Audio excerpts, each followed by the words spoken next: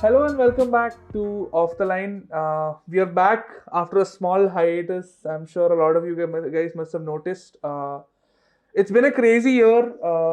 We've had a lot of things happening in this past year, and I hope you guys are staying safe and at home right now. And hope you all get vaccinated soon, so we can all get back to going to our regular hangouts and watching football like we all know. I'm Rahul Panikar, your host, and today with me is, as always, Mr. Avinash Arun. Hello, Avinash. How have you been? Yeah, I've been fine. The obviously it's been a hard few months, especially because of the rebirth of the pandemic in India. So I've been quarantining a lot, and hopefully, and football's been the only solace. And to watch the Premier League almost every day now has been kind of fun. Yeah, that is true. We've had non-stop football now that all the teams are kind of rushing to finish the season, and yeah, so and we've had fans come back into the stadiums as well. So it's kind of a longing so that everything goes back normal and we can get back to our normalcy. But even though this season has been difficult, we've seen some exceptional performances from some exceptional individuals, and with no fans and barely a preseason, a lot of the players had rough starts because the disease had just started back then, and a lot of people got it, like Paul Pogba and Kevin De Bruyne. All of them got COVID in the beginning, and that season is finally coming to an end. And when a season comes to an end, is normally the job of podcasters and football analysts anywhere to pick a team of the season, and we are no different at Off the Line. And so we at Off the Line, I'm going to pick our team of the season, Premier League team of the season. And as tradition states, we shall start with our number one, the PL goalkeeper of the season. Who do you think performed admirably this season in the goalkeeping position, Avinash? Well, obviously there've been a few candidates for I think goalkeeper of the season. With Ederson winning the Golden Glove this past week, and Martinez having a breakthrough season. But for me personally, and also because I'm a Chelsea fan, I think Edouard Mendy has been superb this season for Chelsea because to come into the team from differently from the French league and to come into the Premier League and to give the sort of commanding presence he's given in that in between the sticks for Chelsea FC, especially since our previous goalkeeper Kepa was a little poor in almost every aspect of goalkeeping, and to see someone who could finally handle that pressure and to actually make genuinely some good saves and to keep 16 clean sheets so far in the Premier League, it's been wonderful. And I think Edouard Mendy would be my pick for goalkeeper of the season. Yeah, I mean, it kind of beggars belief that I think the reported fee was around 22 million for Edward Mendy, where it was a bargain buy, I would say, because the amount of money Chelsea invested in goalkeepers, it's been quite a lot. So Yeah, so like I mentioned earlier, we've had Kepa as our goalkeeper for the past couple of years, and he's been kind of I wouldn't he's been very poor in the last 2 years, and to have someone like Mendy come in, especially since Kepa is the costliest goalkeeper in the world right now. He costs around 80 million. So to have someone like Mendy come in at 22 million, and he's a little bit higher on the age side, yeah, but his story has been nothing short of magnificent because a few years ago he was lining up for unemployment outside his local center, and now he's going to play in a Champions League final against Manchester City in a week's time. So to have that, and you saw yesterday against Leicester when Chelsea won that when that when a small ruckus took place, Edouard Mendy was one of the first to rush onto the spot to diffuse the situation out. So he's been that sort of commanding presence, and I think the 22 million price tag we've had on him is just an absolute bargain buy. right, yeah. So like you mentioned, Edison and Emi Martinez are all good shouts, but yeah, I have to give it to Mendy for the fact that he stepped up from League On to the Premier League and he didn't miss a beat. So I think from the he had around 6 or 7 clean sheets in his first 7 games. So that kind of shows that he kind of settled into the Premier League very very fast, and it didn't really take much for him to step up. So from the goalkeeper, we move on to our defense. I mean, I think uh, if we start from the right back position, obviously the right back position is, I mean, not only for England, even in the Premier League, there's a plethora of options to choose from, and there have been a lot of standout performers, especially at right back this year. But I think I would say Joao Cancelo has been absolutely brilliant this year because, I mean, obviously City as a team has been absolutely brilliant, but to just be that, it's not every day you see someone, a right back especially, who's good at attack and as equally good in defense. So Joao Cancelo has provided that kind of impetus to the City side, and he's always making those forward runs whenever Mahrez cuts in. You can see Joao Cancelo just running down the byline and dragging defenders with him, which allows to free up space for the other players in the City team. So I think Joao Cancelo would be my pick because of his absolute energy and everything that he provides to the team. Like you mentioned, the attacking runs, his defensive cover is impressive as well because of his work rate. I think he has the most touches in the opposite. I don't really know the metric, but there is a metric which shows that he runs back more than any player in the Premier League this season. So, in terms, he covers every inch of every play. We've heard all the, what do you say, exponentials of Joao Cancelo. But yeah, I agree with you. And a few standout performers I can think of, maybe Timmy Castagne of Leicester.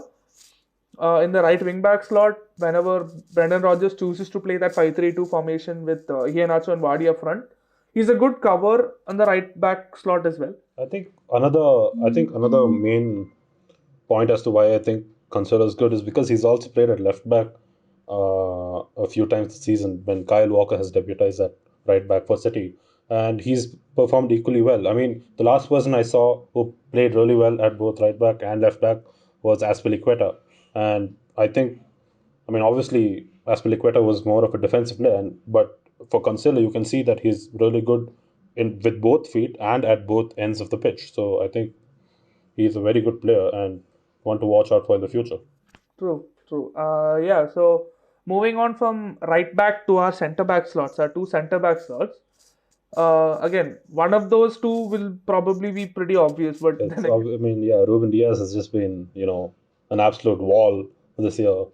I mean, you never knew what kind of, you never knew what City were going to get. They paid 16 million for him, I think, and usually defenders who come in have a hard time in the Premier League, and they have to sort of, you've even heard Thiago Silva say this year that he didn't expect the Premier League to be this hard. He just thought it would be a bit easier considering he's played everywhere. And Ruben Diaz has just come in to the Premier League from the Portuguese league and just dominated us. He's just dominated the whole league, and it's just been wonderful to see. I'm a huge fan of old school defending, and he brings that out. He just flies into tackles. And it's not like he mistimes his tackles. Most of the tackles are like near perfection. So it's been wonderful to see someone it's defending not, like yeah, that. like you said, it's not just about the tackles, it's about how smart you make those tackles. And yeah, I think it was the previous game where he just threw himself in front of the ball and the ball just glanced over his head. So yeah, there are many, what do you say, many instances where this Ruben Diaz has shown his class. But yeah, so Diaz like slots into the center back right away. But the second, his partner is what we have to discuss a bit, because center backs always work in pairs, and most of the time, otherwise triplets. But most of the time they work in pairs. So who do you think could partner Ruben Diaz in our center back or center back pairing? I mean, there are obviously a couple of options that come into mind. John Stones has been amazing this year because he never started off as the main centre back in that partnership with Ruben Diaz. I mean, they had Aymeric Laporte and they even bought Nathan Ake. So I never really expected John Stones to make the kind of impact he has had this year. But I'm I don't know. I can't believe I'm going to say this, but I think Harry Maguire has been spectacular this year because when he started off the season, when United especially started off the season, I thought it was going to be a tough season for United, especially since the 6-1 loss where, Maguire made like a handful of mistakes in that game.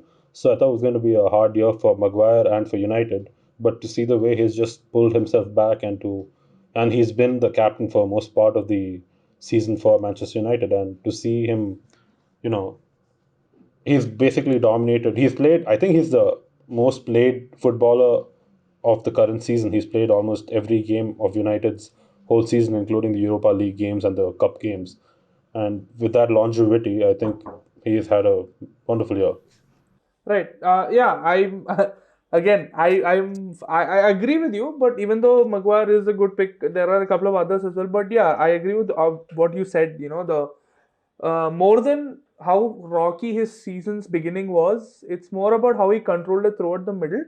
And the good run that United put kind of comes down to good defending. However much you might deny it, United have been better defensively than they were in the past seasons.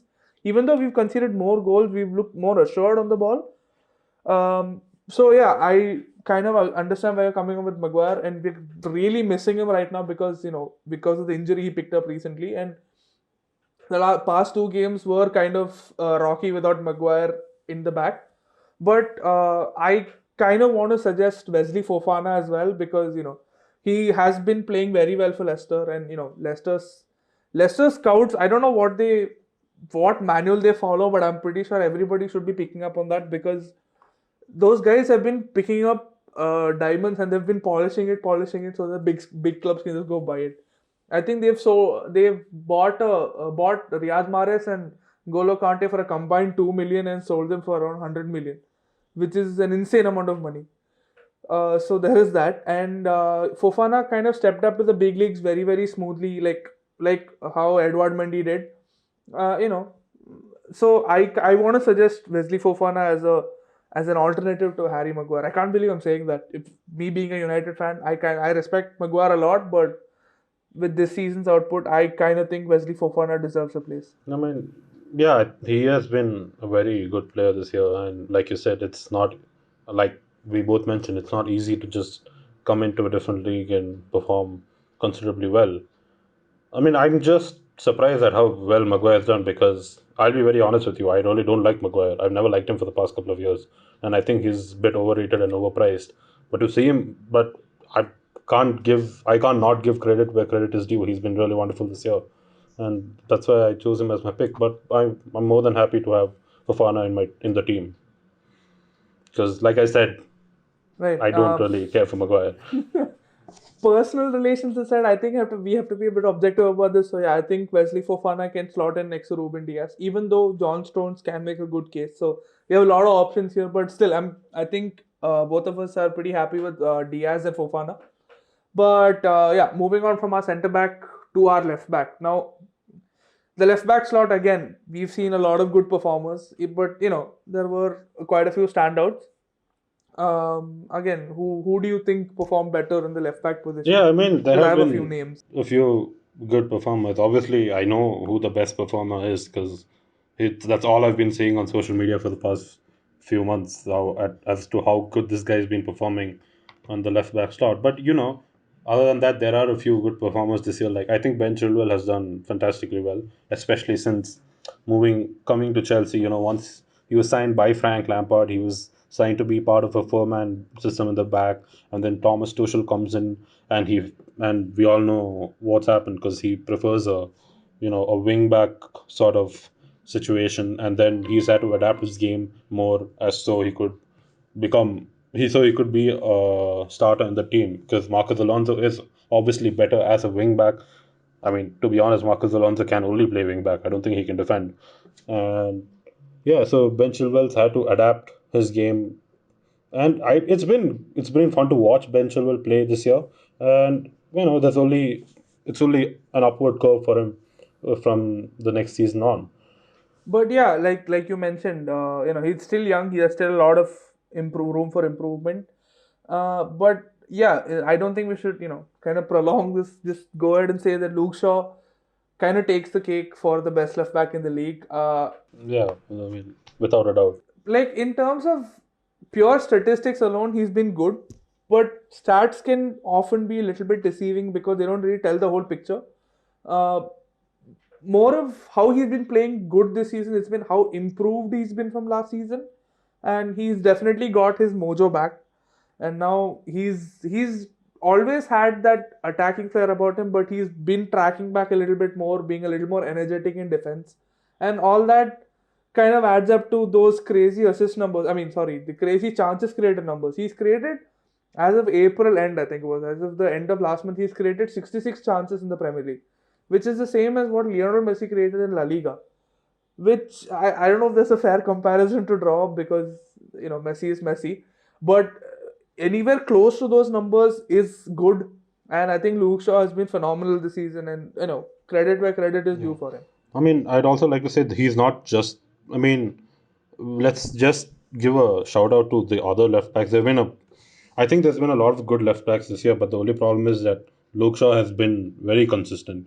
There have been players like Robertson, Tierney who've played well, Reguilon who've played well in patches. They haven't like been consistent throughout the whole season, whereas Shaw has. And I think one player who was actually consistent during this run was James Justin, but it was just very unfortunate that he went off injured because I think he was slotted in at left back because Castani used to play right back, and he really impressed me because he was a very young kid just playing in a position which he didn't know because he's actually a natural right back. But obviously, like you said, Luke Shaw I think would be a better fit on the team. True. Yeah. So moving on from our left back to the midfield.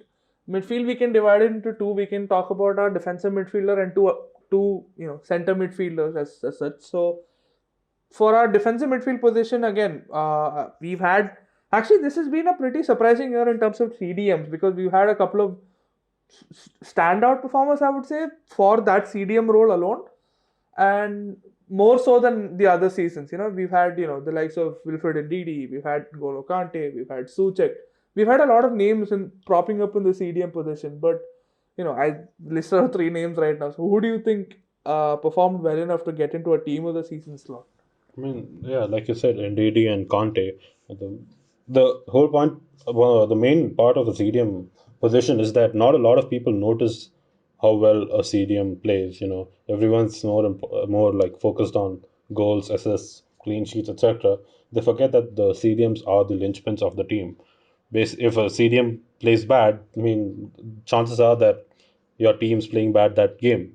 So to have people like Ndidi and Kante just do that day in day out for the past couple of years has been wonderful. But I genuinely think Thomas Souček has been a bit better than them this year. I mean, primarily because Kante has also been injured quite a lot this year. But Thomas Souček was actually signed, I think, towards the end of last season by West Ham just to avoid relegation. And he did that. He actually scored a couple of goals during that run in to help them save themselves from relegation. And he's just continued his form throughout the season. He's become a goal threat also with his aerial ability and, him just bullying defenders and just absolutely stopping plays. He's also a bit of an old school player. He's ready to take one for the team. He doesn't mind getting a foul and getting a yellow card if it means stopping a goal scoring opportunity, and it's very good to see that.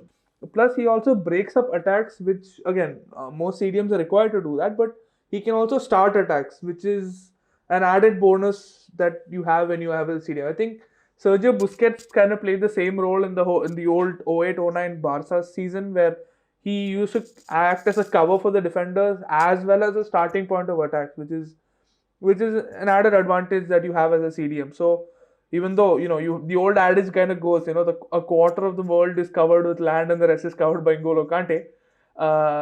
Considering he's had a injury-ridden season this year, I think we can give the team of the season slot to Thomas Souček. Now, moving on to our other midfield players, there are a lot of what do you say? There are a lot of people for the slot, but only two people can take the slot, and those two people are often, what do you say? They're always on social media saying who gets the midfield slot. I mean, a lot of polls, a lot of that, a lot of this, but who do you think? I have a fairly obvious answer, but still go ahead. Who do you think fits in? I mean, I think I know who one of the position is going to be. I think I know who's going to fill in one of the positions. I think I'll talk for the second position. I think this is also sort of obvious. I think it should be obvious. I think Kevin De Bruyne should be in the team because of just the kind of player he is. He's an absolutely amazing player to watch, and he usually has more on days than off days. He usually doesn't put a foot wrong, and I've never seen a better crosser of the ball, a better passer of the ball, not even a crosser, a better passer of the ball in the Premier League than Kevin De Bruyne. Some of his deliveries are just magnificent, and I think if if anything, the his deliveries are just a little bit too perfect because it's not you know how like when you have a striker up front and usually it goes right in between the striker and goalkeeper, not a lot of balls. I mean, no matter how perfect you give it, not a lot of them turn into goals. And I think that's the problem with De Bruyne. He strives for perfection, and he more often than not he achieves it, which is something that his teammates haven't been able to handle. Is what I think. Yeah, City really have a gem on their hands, and we can only thank Chelsea for giving it to them. Um I think the stats put him at 11 assists and 5 goals in 22 games, which is insane because I think Bruno Fernandes, having played around what I think 12 games more than him, has had the same amount of assists. So I mean, no, not discrediting Bruno, but coming to Bruno in a second, but the amount of influence that he has in such a small span of time, that we've got to commend that. Plus he had COVID in the beginning, he had injuries in the beginning, and all that being said, he has gotten City into a historic, once the first time in that club, Champions League final. So all that being considered, it would be criminal to leave De Bruyne out of this 11. And the same goes for the next slot as well, because uh, me being a Man United fan, I have to bring in Bruno because the numbers that he's been posting are insane. It's FIFA numbers. You know, when you start a career mode on FIFA, you sign a player and the man just keeps scoring goals. I think Bruno has around 18 goals and 12 assists in the Premier League this season, which in itself is impressive. But in all competitions, he has around 45 goals or assists in 48 games, which again, like I said, video game numbers. And then you have second most assists in the league, third most goals in the league. You know, I can keep spouting numbers, but I have gone on this rant for too long. So I think Bruno Fernandes should slot him with Kevin De Bruyne in the center midfield position. Would you agree? Yeah, I mean, I would because I'm a huge fan of the Portugal national team. I mean, I've been supporting Portugal for a long time, and to see someone other than Ronaldo actually take up the mantle is wonderful to see. And up until like I think last year when Bruno Fernandes was brought into the team, United weren't performing really well. And just since Bruno Fernandes has come in, it's like everything's just clicked. Suddenly Pogba has the ability to roam forward whenever he wants, and Bruno, and everything's just like it's just like poetry right now. So it's great to see that, and it's great to see a player like Bruno Fernandes having the sort of impact he's had, and it's been a wonderful impact because he's probably been arguably he could be the best player in of the season, but I don't know if he'll get it or not. But yeah, he's been wonderful. Yeah, but he is United's player of the season, though. He's won the Matt Busby Player of the Year award. So, all that being said, I think Bruno deserves a spot right next to KDB. So, from midfield over to the attacking side, we have three slots: our left wing slot, a striker slot, and the right winger slot. We'll first talk about our left wingers. Yeah, I mean, obviously when you think about left wingers who've performed well in the season, I think Human Son deserves a shout out. For the sheer amount of goals he scored this season, and for the way he's improved over the past few years, to have that sort of partnership with Harry Kane. I think him and Kane have combined for the highest uh, goals goal involvements by a striking duo in the Premier League this year, and that is just absolutely, you know, it. You can't not have someone who's done that in the team, and especially in his first. I think when he scored the 4 goals against Southampton, and in that game when Harry Kane assisted all 4, you could see that they had struck up like beautiful understanding. Like, Harry Kane comes in deep, gets the ball, and Son just makes the run. And his running has improved this year. Obviously he scored a wonderful goal last year, which was the goal of the season. But his off the ball running has just improved much more as compared to the past few years, and I think he deserves the shout out to be in the team. Right, yeah. Like, you know, I don't know if you guys, if I don't know if you guys have seen the documentary, the Tottenham documentary, but I remember the talk that Mourinho had with Kane, where I with me you will explode the talk. So I think Mourinho has had a lot to do with Son's improvement this season. Not a lot. He's had everything to do with Son's improvement this season.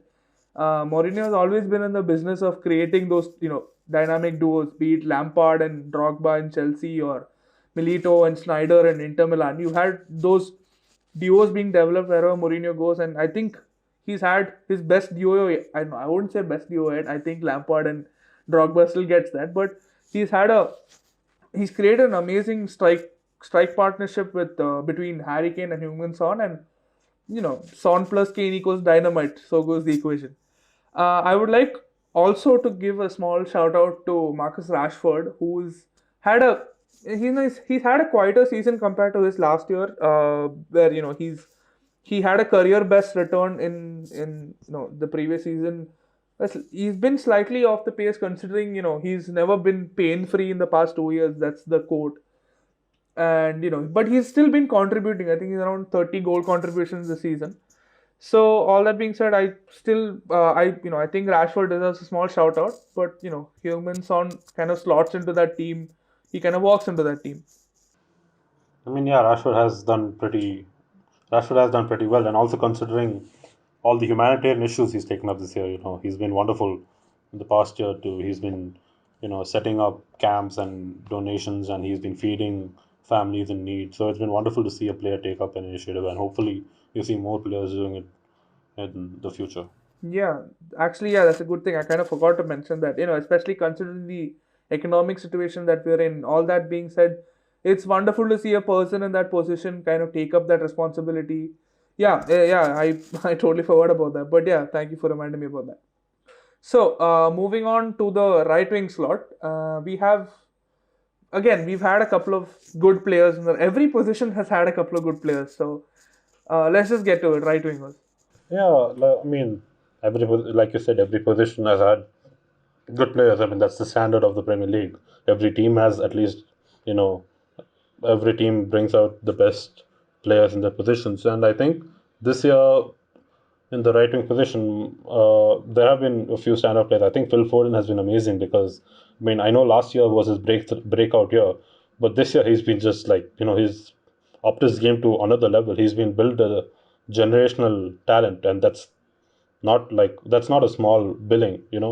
And hopefully he can live up to it because he's been wonderful to watch this year. The way he scores goals, the way he runs with the ball, the way he just dominates the other team's defenses. It's beautiful to watch. But I think my vote for the right winger of the year would go to Mo Salah because he's I mean he's still in the race for the golden boot, and if it weren't for the way he's played, obviously Liverpool have had a pretty underwhelming year this year. They're still fighting for the Champions League places, which was not something I would have thought a year ago because, after being defending champions, I would have thought that they would have probably had they would probably have had a very tight championship defense and they would probably be in the top four comfortably, but that's not been the case this year.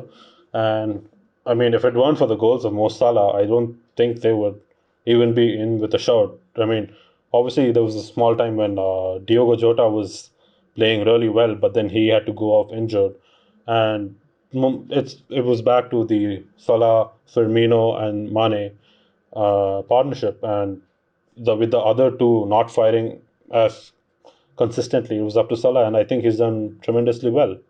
Yeah, I agree. Again, like you mentioned, he has second most goals scored in the Premier League this season.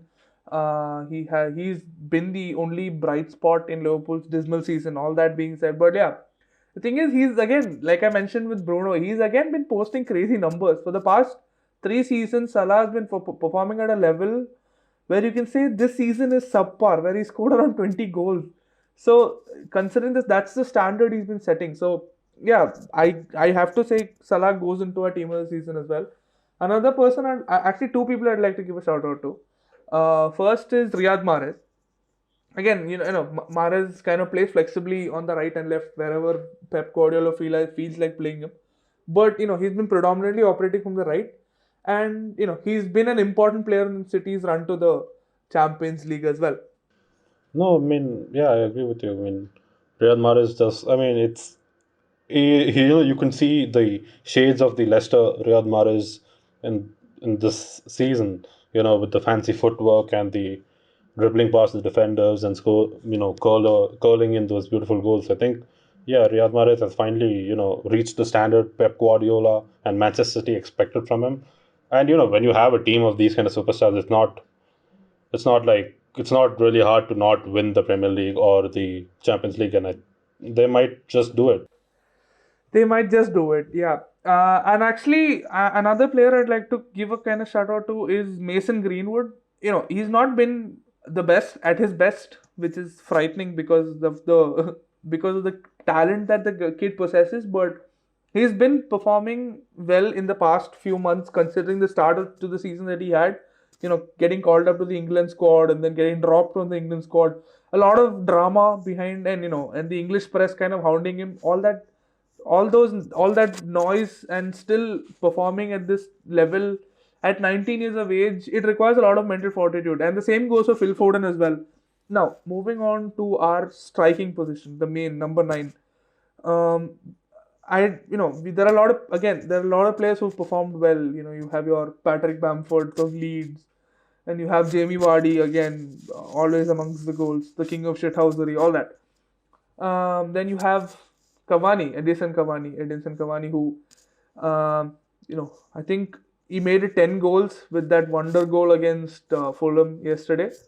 He's made it 10 Premier League goals for United this season, which is one more than Diego Forlan. So all those names being thrown into the mix. Do you have any to add? Yeah, I mean, I'm just going to say, like, your Manchester United side is just showing right now because you bought in Cavani and Greenwood, and I don't think they should even be in the discussion right now. And also, if even if you bring them in, fair point. But then I think Timo Werner's had a particularly amazing year, considering that he's had double figures in both goals and assists. Even though he's actually missed a lot of goals, I think he could have had around 25 to 30 goals if he wanted to, but he just didn't want to, I think. And I mean, he's been wonderful, but obviously the striker of the season has to be Harry Kane. He's leading the goal scoring and the assist charts, and I don't think that feat's ever been achieved in the history of the Premier League. And if he manages to do that in the last game week, especially considering they're playing Leicester, and if he manages to hold on to that, I think he's had a wonderful year, and it makes 100%. It makes so much sense that he wants to leave Tottenham, who do not look like a club. I mean, they sort of look like a club who had ambition when they signed Mourinho, but then when they sacked him two days before the cup final, I completely lost interest in whatever they did. And now I just hope Harry Kane comes to Chelsea. I know it's like a long shot, but hope for the best because he's an absolutely brilliant player. He was built as a one-time wonder, 1 year wonder, whatever. And it's been what 7 8 years of absolute magic by Harry Kane. Amazing. Yeah, again, I have nothing to add of that. I mean, you kind of covered all bases, except for the fact of him going to Chelsea, because I don't want that. I'd rather him come to United. But yeah, I totally agree with you. The man's been magic. Again, I'm referencing the Tottenham documentary. I could make you explode, and Mourinho did do that. Harry Kane did explode, and he wiped the floor in. I think I remember at the beginning, it was the whole Tottenham, Everton, Aston Villa title charge. I mean, even though it was short-lived, the title charge, Kane didn't really let up. He was scoring for fun, and yeah, there's really not much to add on top of that. But yeah, you're right. I'm sorry, my Man United bias did show a little bit. Not intentional, because I kind of thought that they needed to be bought up a little bit. But yeah, so now that you kind of brought up the whole Harry Kane leaving, uh, I don't want to really speculate about his destination, but I want to think about what could happen if he stays in Tottenham. Do you see him staying in Tottenham? I don't want to think about his destination, but do you see him staying in Tottenham? Oh, I do not see him staying. Like I said, Tottenham genuinely do not like they have any sort of ambition anymore. I mean, especially after the whole, the Super League fiasco. Most of the fans have turned on Daniel Levy. I'd be even surprised if Daniel Levy stays on for a couple of more years. I mean, if genuinely, like you've been referencing the All or Nothing documentary, you could see that Daniel Levy tried so hard in trying to become a big club. He's been doing everything a big club's been doing. He built a world class stadium. He's built absolutely wonderful facilities. He's tried to make the players get involved in the community around North London, and then he's done that, and now everyone's just turned on him. And after that, and even the Super League thing was obviously was a major involvement in football, but 24 hours before that, he had sacked Jose Mourinho, and they do not look like they have any sort of plan going forward. So, and I really don't think Harry Kane is going to want to be, fighting for trophies at like for the next 6 7 years. I mean, if he's fighting, I think he'd want to have a realistic chance of winning one, and I don't think he has that in Tottenham Hotspurs right now. So now that we have our team on the season, we still need a manager for this whole thing. So again, there have been quite. We'll talk about the ones that deserve it before we go to the ones that actually kind of win it. So I would like to give Brendan Rodgers a shout out before we bring out anybody else.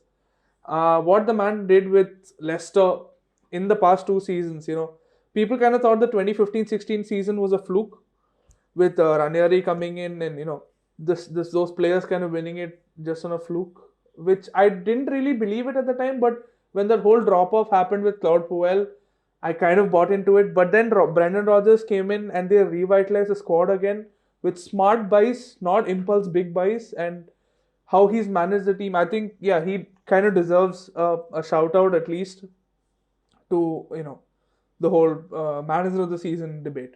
Yeah, I mean, I agree with you. I mean, I just really hope Leicester manage to hold on to that position they have in the top four right now, because it would be a shame to see them lose the Champions League spot 2 years in a row. But yeah, like you said, Brendan Rodgers has been wonderful. He's been a wonderful manager for the best part of the last 6 7 years. Even with Liverpool, he made that Liverpool squad title challengers. I can't believe it. I mean, obviously they had Luis Suarez back then, but he that time also he had a few youngsters coming into the team here, and he made sure those youngsters became, and those youngsters are right now superstars in the game. And he's gone to Celtic and he's won every year, and now he's doing the same at Leicester, and he's won the FA Cup already. So Brendan Rodgers is a great manager, and any team would be lucky to have him. And luckiest team right now are Leicester. True. So let's talk about the guy who actually is gonna fit into our team of the season or the manager of the season. So we actually have to talk about Pep Guardiola because so when you win your third Premier League title in 5 years of managing in England, it kind of shows what quality you bring as a coach, and I we always knew what Pep bought, but we didn't know with what intensity he would bring it to Yeah, like England. you mentioned, Pep Guardiola has just been amazing. And, I think a week ago, Gary Neville even mentioned that he might be the greatest manager in the Premier League, which is high praise coming from a player who's played under Sir Alex Ferguson himself. And, and I sort of agree with him because of the way he's brought about. I mean, the argument is that the he he goes only to the best teams because he gets the money and he buys the player he wants and he wins those leagues. I mean, the counter argument is the best teams only ask him to be the manager. That's as simple as that. They want a manager like him. Whenever he comes into a team, he has vision. He has the sort of plan. He knows how to adapt whenever he wants. And the first season when he came in, I think City had a very under par year that year, and a lot of people were questioning his style of management. Would it be suited to the Premier League? Next year, bam, Centurions, and then they've after that they've successfully defended the title. In probably the hardest Premier League title defense ever, because Liverpool were absolutely wonderful that year, and then then they had a very bad year last year, and you thought what, Guardiola might be done, and this year, bam, this was supposed to be like the hardest Premier League title defense. I mean, there was going to be the hardest Premier League title race in recent memory. In the beginning, when, like you said, there was a short span where every team could win it, and City have won it with like 5 games 3 games to spare, which has been wonderful. And he has had to adapt this year because he sort of missed Kevin De Bruyne for a long time through injuries. And he bought in Ilkay Gundogan, and now suddenly you see a better side to Gundogan's game. He's suddenly scoring goals. He's popping up with those cute finishes, those dinks, and those uh, one-touch strikes into the goal. And he's basically won this year without any centre forward. So he's just been wonderful, I think. And I think he deserves to be in the Premier League manager of the season without a doubt. I don't think any manager can even be up at his level. So that's it for today's episode. Thank you for spending this time with us and hearing us out. We will be coming back with more episodes and a variety of topics. But if you guys have any ideas that you would like to see us discuss, just let us know in the comments below or DM us on our Instagram. That's at offtheline_podcast. So join us next time right here. Cheers.